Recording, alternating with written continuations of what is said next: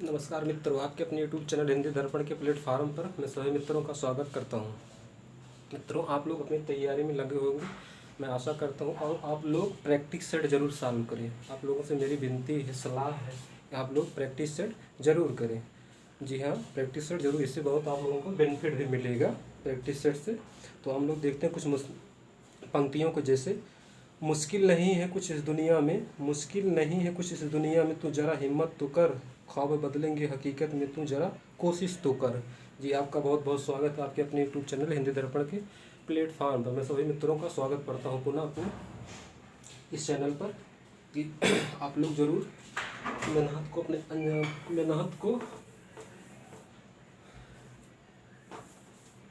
कर रहे होंगे। जी हाँ, और करना भी चाहिए। जी हाँ, आप लोग मेहनत करिए। जी हाँ, कि आप लोगों से एक उम्मीद है, मम्मी पापा माता पिता आज श्रेष्ठ जनों से उम्मीद लगी हुई है कि आप लोग चिराग हो, अपने लिए नहीं तो मम्मी पापा के लिए ही पढ़िए, लेकिन पढ़िए ज़रूर, ठीक है। और जिससे मैं आशा भी करता हूँ आप लोग फ्रेश हो जाए, फ्रेश कॉलेज मिले, पैसा कम लगे, और मैं उम्मीद करता हूँ कि आप लोगों का निकलेगा भी, ऐसा है निकलेगा भी। जी हाँ, तो हम लोग आज देख लेते हैं काल विभाजन। काल विभाजन से भी एक क्वेश्चन पूछ सकता आप लोगों से। वैसे तो हिंदी के लगभग 50 क्वेश्चन कम से कम आता है। तो हम लोग काल विभाजन जैसे देख लेते हैं कि काल विभाजन विभिन्न विद्वानों ने किस प्रकार, हिंदी साहित्य का है जो पढ़ने के लिए विद्वानों ने काल विभाजन भी किया है कि इसका काल विभाजन किस प्रकार है।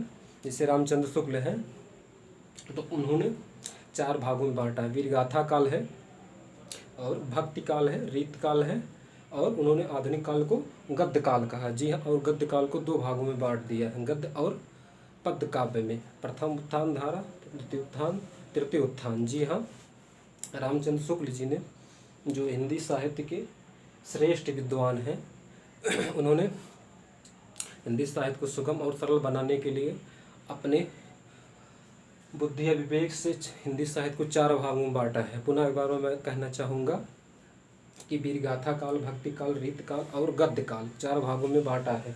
और एक सूचना आप लोगों से है कि किसी भी कोई भी समस्या हो, अगर कोई भी क्वेश्चन को लेकर डाउट हो या किसी भी हिंदी से संबंधित कोई भी समस्या हो, तो आप लोग इस नंबर पर मैसेज कर सकते हैं। जी हाँ, इस नंबर पर मैसेज 89 480 95 212 पर आप लोग, व्हाट्सएप नंबर है, इस पर मैसेज कर सकते हैं कि ये हमें समस्या है, ये क्वेश्चन क्या है, इसका उत्तर क्या होगा। देखिए, संवाद करने से आपका ज्ञान बढ़ेगा। जी हाँ, संवाद या पूछने से आपका ज्ञान बढ़ेगा। इसलिए आप लोगों से मेरी विनती है कि आप लोग ज़रूर संवाद करें, पूछें कि क्वेश्चन क्या है, इसका क्या आंसर होगा, जिससे कोई डाउट हो तो। और वैसे हम हर सिलेबस को टच करेंगे। जी हाँ, अभी रस बचा है, अलंकार बचा है, संधि है, छंद हमने समाप्त कर दिया है, सर्वनाम भी है, और उपसर्ग हमने समाप्त ही कर दिया है। तो हम हर चीज़ को देखते हुए आगे बढ़ जाएंगे। आप लोग चिंता ना करें कि कोई या कुछ छूटेगा कुछ नहीं। आज हम लोग देख लेते हैं पहले रामचंद्र शुक्ल के अनुसार कि रामचंद्र शुक्ल हिंदी साहित्य जो काल विभाजन है कितनों भागों में बांटा है। काल विभाजन है,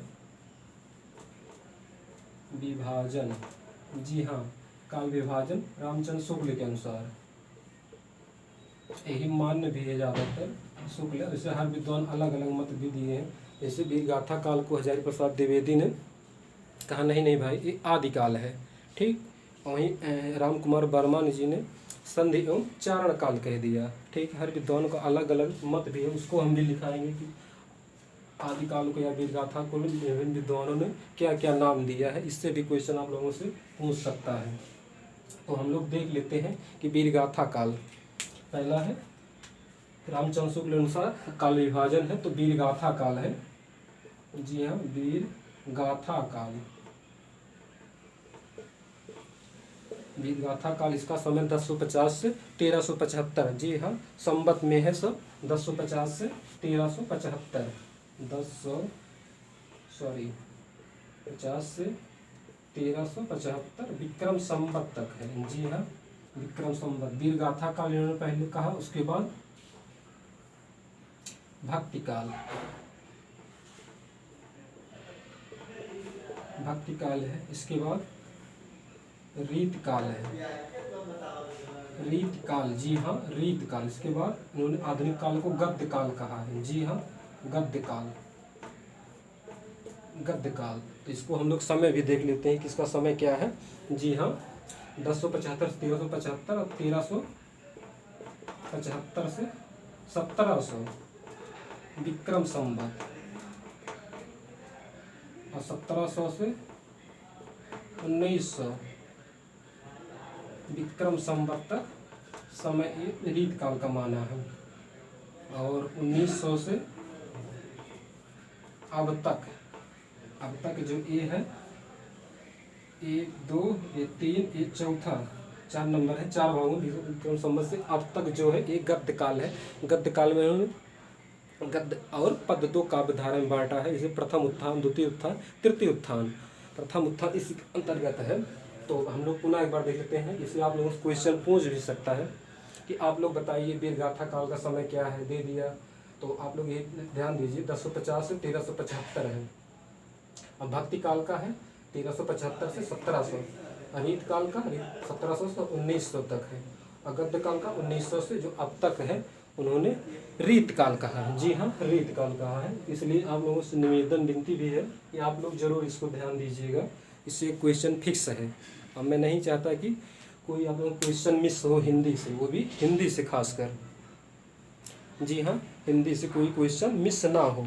इसके बाद हम लोग देख लेते हैं इसे कुछ एक बार पुनः आप लोग देख लीजिए, नोट करना, नोट डाउन भी आप लोग करिए, ठीक है। आप लोगों के लिए बहुत बेनिफिट देगा ये।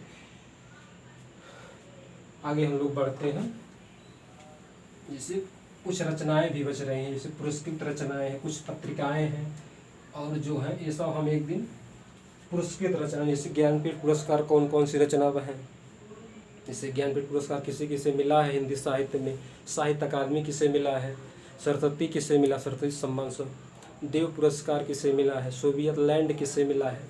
एक दिन हम इस पर भी वीडियो बना देंगे, इससे भी आप लोगों से क्वेश्चन पूछता है। और पत्रकारिता पत्र है उससे भी पूछ सकता है कि हिंदी का प्रथम पत्र कौन सा, जैसे उदंत मार्तंड है। और 1826 में जो पंडित जुगल किशोर जी से कानपुर निवासी उन्होंने प्रकाशित किया था। जी हाँ। और उत्तर प्रदेश से प्रकाशित होने वाली कौन सी पत्रिका प्रथम है, तो वो बनारस अखबार जी है, बनारस अखबार है। और पहले एक और क्वेश्चन बनता है, पहला दैनिक समाचार पत्र कौन सा है। जी हाँ पहला दैनिक समाचार पत्र कौन है, तो श्याम सुंदर सेन का सुधा वर्षण करके, हाँ सुधा वर्षण करके है, वो भी है कि पहला दैनिक समाचार पत्र है। तो एक दिन हम वीडियो इस पर भी बना देंगे। एक पत्रकारिता पर है, ज्ञानपीठ पुरस्कार, साहित्य अकादमी देव, जिससे कोई भी क्वेश्चन मिस ना हो। मैं होप आपसे आशा करता हूँ कि कोई भी क्वेश्चन हिंदी से मिस ना हो। और हिंदी या ग्रामर ऐसा चीज़ है कि आप लोगों को प्लस पॉइंट करेगा। मैं आशा भी इस तरह करता हूँ कि आपसे उम्मीद भी करता हूँ अपने सभी मित्रों से कि आप लोगों का फ्रेश हो, एक भी रुपया पैसा ना लगे प्राइवेट कॉलेजों में। आप लोग ज़रूर मेहनत करिए। कोई क्वेश्चन अगर डाउट हो तो बेहिचक मुझे व्हाट्सअप कर सकते हैं, फ़ोन मत करिएगा, व्हाट्सअप कर सकते हैं। मैं आप लोगों की सहायता के लिए हमेशा तत्पर हूँ। जी हाँ मैं तत्पर हूँ। तो हम लोग देखते हैं इसे कबीर। आज हम लोग एक साहित्यकार के देख लेते हैं, कबीर। संत काव्य के प्रवर्तक भी है निर्गुण संप्रदाय में कबीर जी। जी हाँ कबीर का नाम आप लोग सुना होगा कि कबीर कौन थे, इनकी कौन कौन सी रचना है, इनका जन्म कहाँ हुआ, इनकी मृत्यु कहाँ हुई, इनके माता पिता कौन हैं, और इनके बारे में कौन कौन सी कुछ किंवदंतियाँ भी इनके बारे में हैं, इनके गुरु कौन से थे। तो इन सब चीज़ों को हम लोग डाउट करेंगे। इससे भी आप लोगों से एक रचना पूछ सकता है कबीर साहित्य से। जैसे कबीर हैं, तुलसी हैं, सूर हैं, जायसी हैं, और उधर बच रहे हैं पंत है, निराला है, सुमित्रानंदन पंत जी हैं, मैथिली शरण गुप्त जी, महादेवी वर्मा, जिससे आधुनिक मीरा कहा जाता है। जी हाँ एक क्वेश्चन भी पूछ सकता आप लोगों से कि आधुनिक मीरा किसे कहा जाता है, तो महादेवी वर्मा जी को, भक्त काल की मीरा मीराबाई को। और एक क्वेश्चन ये भी है कि प्रेमाशाही शाखा की जो सहजो बाई दो बाई वो भी मीरा है, ठीक। और दक्षिण की अंडाला को, गोदा भक्ति को, उनको भी मीरा, दक्षिण का मीरा उन्हें कहा जाता है। तो इनसे भी क्वेश्चन आप लोगों से पूछ सकता। तो मेरी कोशिश भी रहेगी कि कोई क्वेश्चन मिस ना हो। हम लोग पूरा ध्यान देंगे कि कोई क्वेश्चन मिस ना हो। तो हम लोग देखते हैं कबीर जी, काल विभाजन अब देख लेते हैं साहित्यकार में कबीर। कबीर का क्या अर्थ होता है, पहले हम लोग लेक्चर सुन लेते हैं, इसके बाद जैसे कबीर है, कबीर का क्या अर्थ होता है। कबीर का अर्थ होता है श्रेष्ठ, महान। कबीर के माता पिता, जैसे कबीर का जन्म 1398 में हुआ था। जी हाँ, इनका 1398 में जन्म हुआ था और 1518 में इनकी मृत्यु हुई। लेकिन इसमें भी विद्वानों में मतभेद रहा कि 120 साल जिए, और इनका एक विधवा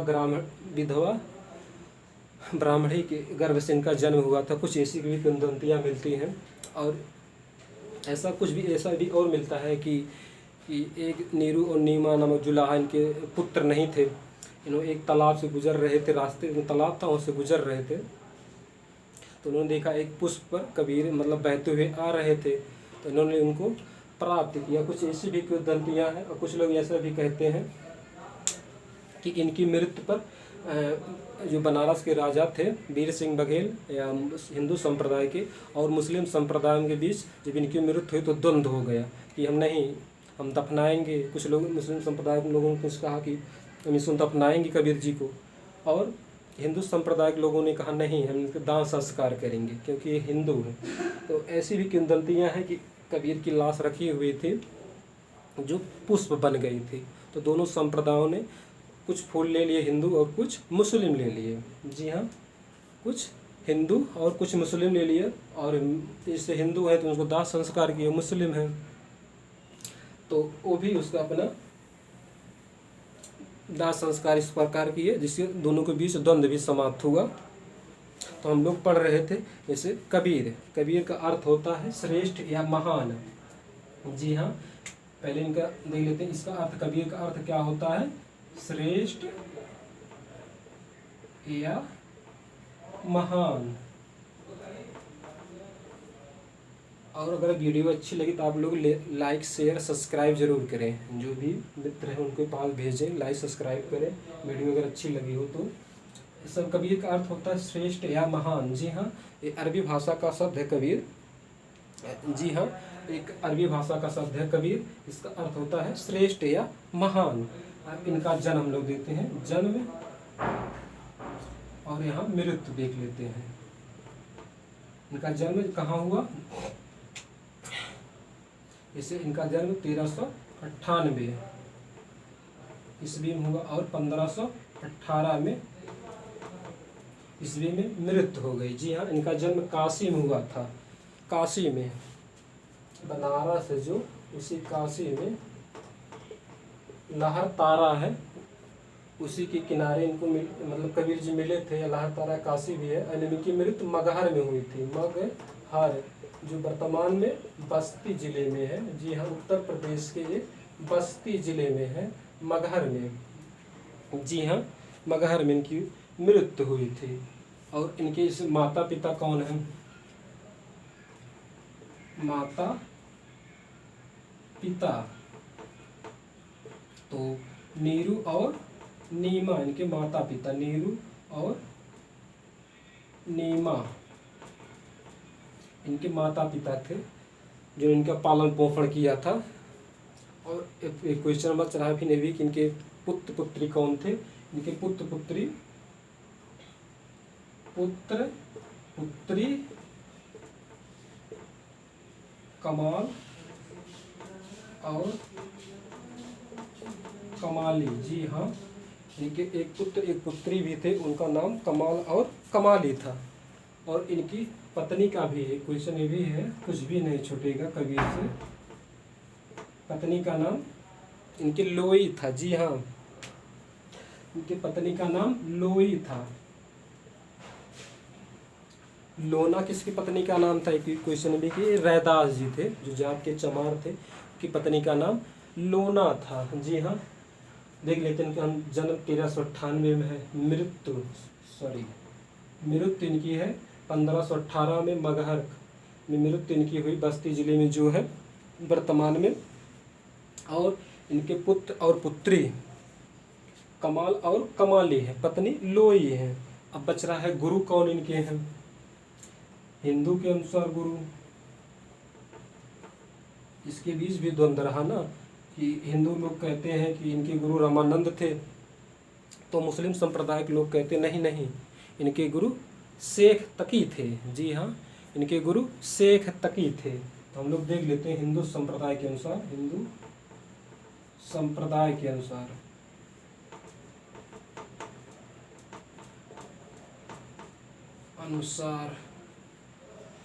हिंदू संप्रदाय के अनुसार गुरु तो रामानंद ऐसे व्यक्ति नहीं हैं, बहुत श्रेष्ठ हैं जो दक्षिण भारत से उत्तर भारत में भक्ति लाए थे। जी हाँ, ये रामानंद है, इनको आकाश धर्मा गुरु भी कहा जाता है, रामानंद। अब अगला है मुस्लिम संप्रदाय के अनुसार, मुस्लिम संप्रदाय के अनुसार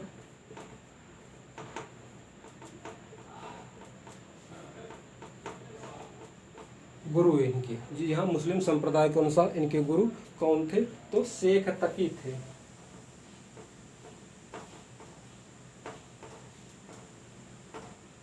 जी हाँ, शेख तकी थे। इस संत काव्य के प्रवर्तक निरूढ़ काव्यधारा के अंतर्गत आता है। से एक निगूढ़ है, दूसरा सगुढ़ है। तो इन निरूढ़ काव्यधारा के अंतर्गत, निरूढ़ काव्यधारा एक संत काव्य है, दूसरा एक प्रेम ज्ञानाश्रय शाखा, दूसरा प्रेमाश्रय शाखा है। और सगुण के अंतर्गत एक रामाश्रय शाखा, दूसरा किसड़ाश्रय शाखा है। तो प्रेमाश्रय शाखा के अंतर्गत जायसी आते हैं और ज्ञानाश्रय शाखा के अंतर्गत कबीर जी आते हैं और रामाश्रय शाखा के अंतर्गत तुलसी जी आते हैं और किसड़ाश्रय शाखा के अंतर्गत सूरदास जी आते हैं, जो इसे वात्सल्य सम्राट भी कहा जाता है। जी हाँ, तुलसीदास वही जो रामचरितमानस का निर्माण या रचना किए थे। हिंदू का जो अति महत्वपूर्ण ग्रंथ है, कुरान बाइबल भी आप कह सकते हैं, तो इसे मुस्लिम संप्रदाय ईसाई में होता है। इसी प्रकार ये जो रामचरितमानस हिंदू संप्रदाय का पवित्र ग्रंथ है। जी हाँ, पवित्र ग्रंथ है। तो आगे हम लोग देख लेते हैं, इनकी रचनाएं बच रही हैं। तो इनकी रचनाएं हम लोग देखते हैं कौन कौन सी रचना है।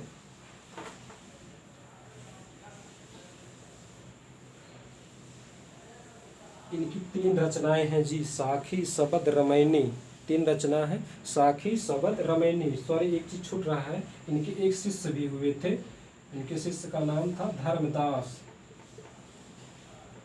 शिष्य इनके थे धर्मदास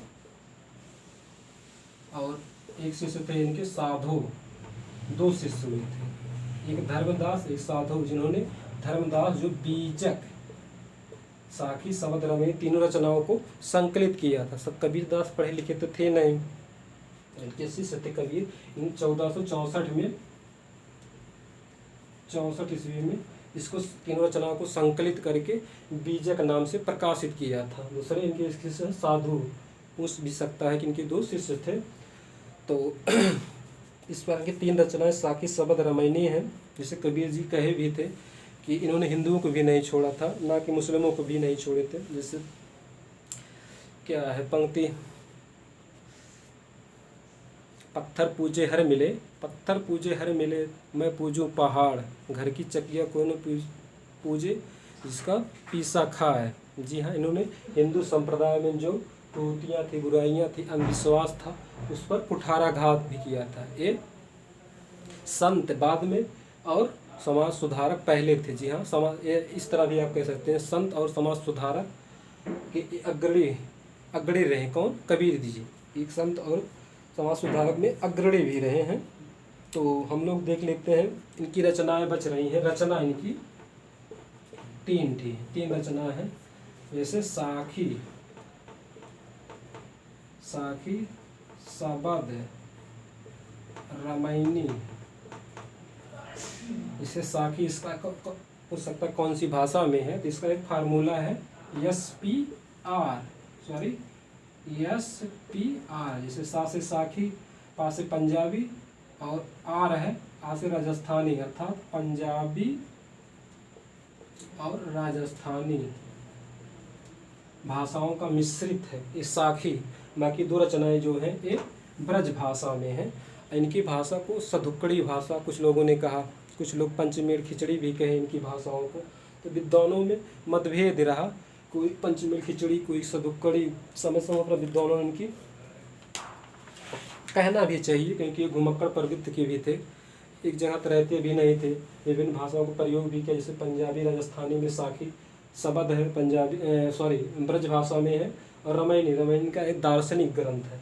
शब्द ये इनका गेय पद है, जी हाँ, ये इनका गेय पद है कबीर जी का, जी हाँ।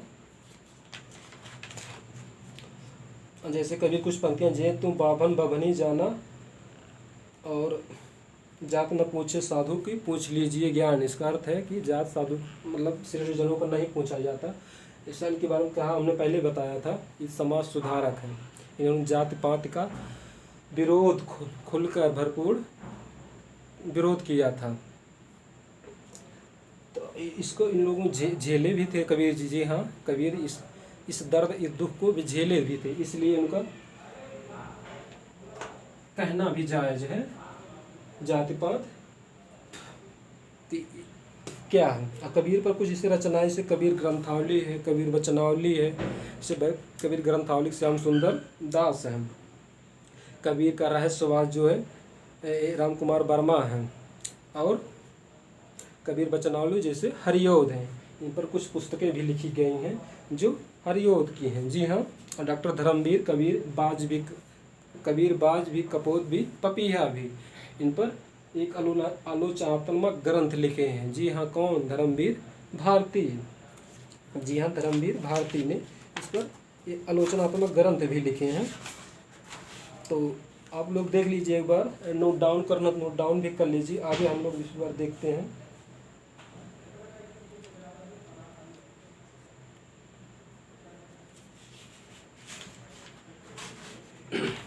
इन्होंने निर्गुण देख लिया आप लोग, इन्होंने निर्गुण निराकार ब्रह्म की उपासना की है, जी हाँ, निर्गुण निराकार ब्रह्म की उपासना की है। जैसे इन्होंने लिखा, मस कागज छुओ नहीं, कलम गहो नहीं हाथ। ये पंक्ति इन्होंने कहा कि मैं पढ़ा लिखा नहीं था, मैं कागज नहीं लिखी। उनके शिष्य धर्मदास जी ने बीजक में साखी शब्द 3 रचनाओं को संकलित किए थे बीजक नाम से 1464 में। 2.5 अक्षर प्रेम का पढ़े सो पंडित होए, जी हाँ, 2.5 अक्षर। मैं कहता आखिर देखी तू कहता कागज की लेखी। इस प्रकार इनकी विभिन्न पंक्तियाँ भी हैं जो अति महत्वपूर्ण है। आज हम लोग कबीर को देख लिए, कल हम लोग अगले कवि को देखेंगे। जैसे सूर है, तुलसी है, जायसी है, इसमें किसी भी को हम लोग देख सकते हैं, जी हाँ। और ग्रामर भी देखेंगे। आप लोग अपनी तैयारी बरकरार करिए, ठीक है। तो कोई समस्या है तो हमें मैसेज करिए। मैं पुनः भी कहना चाह रहा हूँ, कोई समस्या तो आप लोग मैसेज ज़रूर करें। इस प्रकार आप लोग पढ़ते रहिए और प्रैक्टिस सेट ज़रूर सॉल्व करिए, ठीक है। होपलेस नहीं होना है, प्रैक्टिस सेट ज़रूर सॉल्व करना है। जैसे एक पंक्ति भी आती है हमें कि इन फिरोजी ओठों पर बर्बाद मेरी ज़िंदगी, इन फिरोजी ओठों पर बर्बाद मेरी ज़िंदगी। ये धर्मवीर भारती ठंडा लोहा से ये पंक्तियाँ उद्घृत हैं। उन्होंने कहा था कि कितने दूरदर्शी थे धर्मवीर भारती। उनका एक रचना है गुनाहों का देवता, जो लोग पढ़े होंगे, बहुत अच्छी बुक है और पढ़ना भी चाहिए आप लोगों को। गुनाहों का देवता, कुछ पत्रकारिता जैसे धर्म युग, धर्मवीर भारती की पत्रकारिता जैसे सरस्वती महावीर प्रसाद द्विवेदी की है, माँ देवी वर्मा जी की है, इंदु जयशंकर प्रसाद की, मतवाला निराला की है। इस प्रकार विभिन्न पत्रिकाएं जैसे करमवीर है तो वो माखनलाल चतुर्वेदी जी की है, रूपाब है तो मैथिली शरण गुप्त है, और यह काला काका राम सिंह जो राम सिंह प्रतापगढ़ से प्रकाशित होती थी। तो समय समय पर उसका नाम बदला और संपादक भी बदले।